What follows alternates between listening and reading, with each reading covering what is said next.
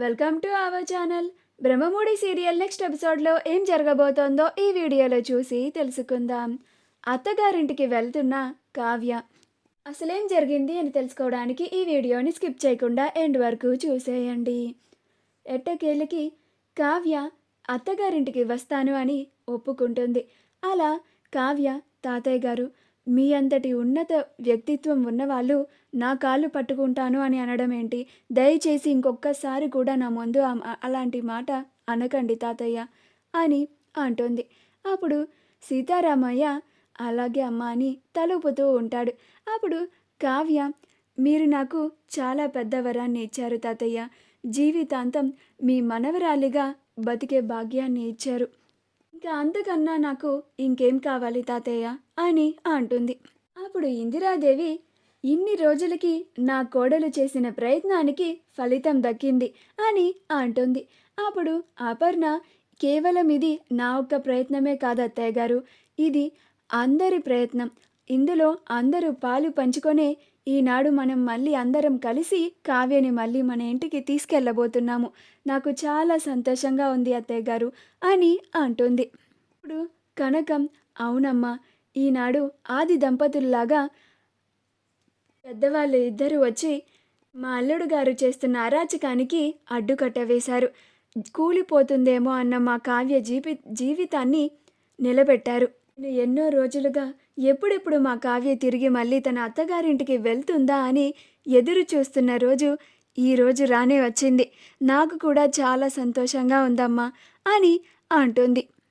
కనకం వెంటనే వెళ్ళి Aparna, కావ్యల suit case అంతా సర్దేసి పరుగున తీసుకొని వచ్చి, అమ్మా ఇదిగోండి చక్క సర్దేసి తీసుకొచ్చేశాను అని ఆయాసపడుతూ ఉంటుంది. అప్పుడు ఇందిరాదేవి, ఈ కనకంకి కూతురు చాలా రోజుల తర్వాత అత్తగారి ఇంటికి వెళ్తున్న ఆనందంలో తను ఏం చేస్తుందో కూడా తన వయసుని కూడా మర్చిపోయి పనులు చేసేస్తోంది అని అంటుంది. అలా అందరూ నవ్వుతూ ఉంటారు. కావ్య మూర్తి దగ్గరికి వెళ్ళి హత్తుకొని, నాన్న నేను ఇంకా వెళ్ళొస్తాను అని అంటుంది. అప్పుడు మూర్తి, అలాగే అమ్మా, జాగ్రత్త అని అంటాడు. ఆ తరువాత కనకం దగ్గరికి వెళ్తుంది. అప్పుడు కనకం కూడా క్షేమంగా వెళ్ళి గర్భవతిగా తిరిగి రమ్మ కావ్య అని అంటుంది. ఆ మాటకి అందరూ నవ్వుతూ ఉంటారు. కావ్య కూడా నవ్వుతూ ఉంటుంది. ఇన్ని రోజులకి నీ కాపురం చక్కబడడానికి ఆ దేవుడు నీకు ఒక మంచి మార్గం చూపించాడే కావ్య అని అంటుంది. ఇంకా అలా సీతారామయ్య, ఇందిరాదేవులు ఇద్దరు వాళ్ళ ఇంటి కోడళ్ళైన అపర్ణ, కావ్యలని తీసుకొని దుగ్గిరాల వారి ఇంటికి తీసుకొని వస్తారు. అలా వాళ్ళ నలుగురు చాలా సంతోషంగా దుగ్గిరాల వారి ఇంటికి రావడం చూసి, సుభాష్, అమ్మ స్వప్న, హారతి తీసుకురమ్మా, మా ఇద్దరి మహాలక్ష్ములు ఒకేసారి ఈ ఇంట్లోకి మళ్ళీ తిరిగి అడుగు పెట్టబోతున్నారు అని అంటాడు. అప్పుడు స్వప్న, ఇప్పుడే తీసుకొస్తాను అంకుల్, నాకు అది చాలా సంతోషంగా ఉంది. కావ్య తిరిగి మళ్ళీ ఈ ఇంట్లో అడుగు పెట్టబోతోంది అని చాలా సంతోషపడుతూ ఉంటుంది. అప్పుడు రుద్రాణి ఆశ్చర్యపోయి, ఇదేంటి అని బయటికి వచ్చి చూస్తుంది. వచ్చి చూస్తే కావ్య, అపర్ణలు ఇద్దరు ఇంటి లోపలికి వస్తూ ఉంటారు. ఇదేంటి, కావ్య ఇంటికి వస్తుందేంటి? మా వదిన ఒక్కటే కదా రావాలి. ఈ పెద్దవాళ్ళు ఇద్దరు వెళ్ళి ఆ కావ్యకి ఏం నచ్చ చెప్పారో ఏంటో, తిరిగి మళ్ళీ ఆ కావ్య ఇంట్లో అడుగు పెడుతుంది. కావ్యని, రాజ్ని శాశ్వతంగా దూరం చేద్దామనుకుంటే కావ్య మళ్ళీ తిరిగి ఇంట్లో అడుగు పెట్టడం ఏంటి? ఇంకా ఈ ఆస్తిని ముక్కలు చేయనివ్వదు ఆ కావ్య అని అనుకుంటూ ఉంటుంది.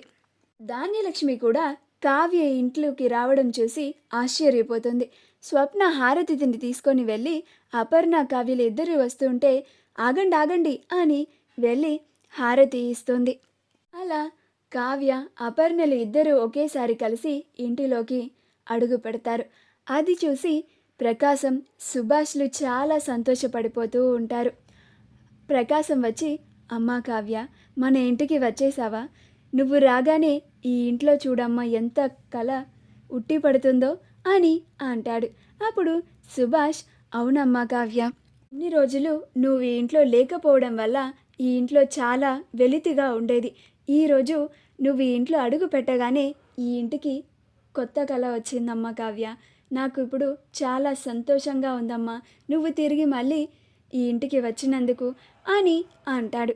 అలా వాళ్ళందరూ చాలా సంతోషంగా ఉండడం చూసి రుద్రాని చాలా ఆడిపోసుకుంటూ ఉంటుంది. ఏదైనా చేసి ఆ ధాన్యలక్ష్మిని రెచ్చగొట్టైనా కానీ ఆస్తి పంపకాలు జరిగేలా చేయాలి, ఈ ఇంటిని విడగొట్టాలి అని అనుకుంటూ ఉంటుంది. ధాన్యలక్ష్మి అపర్ణ తిరిగి వాళ్ళ ఇంటికి వచ్చేసింది అని, అక్క నువ్వు తిరిగి మళ్ళీ మన ఇంటికి వచ్చేసినందుకు నాకు చాలా సంతోషంగా ఉందక్క అని అంటుంది. అలా కావ్య కూడా వచ్చింది అని సంతోషంగా లేకపోయినా నాకెందుకులే అన్నట్లుగా ఉంటుంది. అలా రుద్రాని ధాన్యలక్ష్మి పక్కకి వచ్చి, ఏంటి ధాన్యలక్ష్మి, నువ్వు కూడా వాళ్ళతో కలిసిపోయి సంతోషంగా ఉన్నావా? నువ్వు నీ కొడుకు గురించి మర్చిపోయావా అని అంటుంది.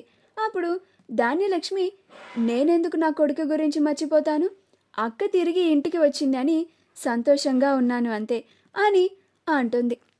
ధాన్యలక్ష్మి, పిచ్చి ధాన్యలక్ష్మి, నువ్వు ఇంత పిచ్చిదానిలా ఆలోచిస్తున్నావు కాబట్టి మా అమ్మ వాళ్ళు నిన్నొకలాగా మా అపర్ణ వదిన్నొకలాగా చూడడం నీకు అర్థం కావడం లేదు అని అంటుంది. అప్పుడు ధాన్యలక్ష్మి, అత్తయ్య గారు వాళ్ళు నన్ను అక్కని వేరువేరుగా ఎప్పుడూ చూడరు, అయినా నీకెందుకలా అనిపించింది అని అంటుంది.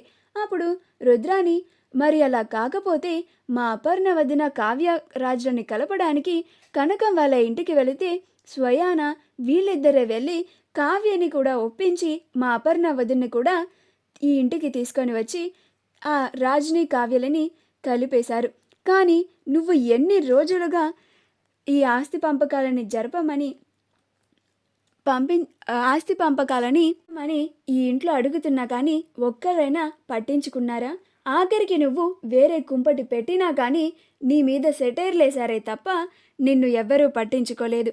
అదే మా అపర్ణ అక్కని చూడు, వాళ్ళే దగ్గరుండి వెళ్ళి రాజు ఒప్పుకోకపోయినా రాజుని మందలించి మరీ కావ్యని మా అపర్ణ వదిన్ని తీసుకొని వచ్చారు. ఇక్కడే నీకు అర్థం కావడం లేదా? నిన్ను మా వదిన్ని ఎంత తేడాతో చూస్తున్నారు అని అంటుంది. నువ్వు కూడా నువ్వు నీ నోరుని మెదపకుండా మౌనంగా ఉంటే ఇంక నీ కొడుక్కి న్యాయం అస్సలు జరగదు ధాన్యలక్ష్మి అని అంటోంది.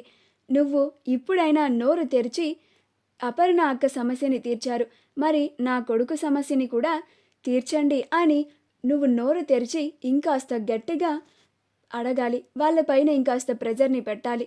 అప్పుడే నీకు న్యాయం జరుగుతుంది ధాన్యలక్ష్మి, నీ కొడుకు కూడా సంతోషంగా ఉంటాడు అని అంటుంది.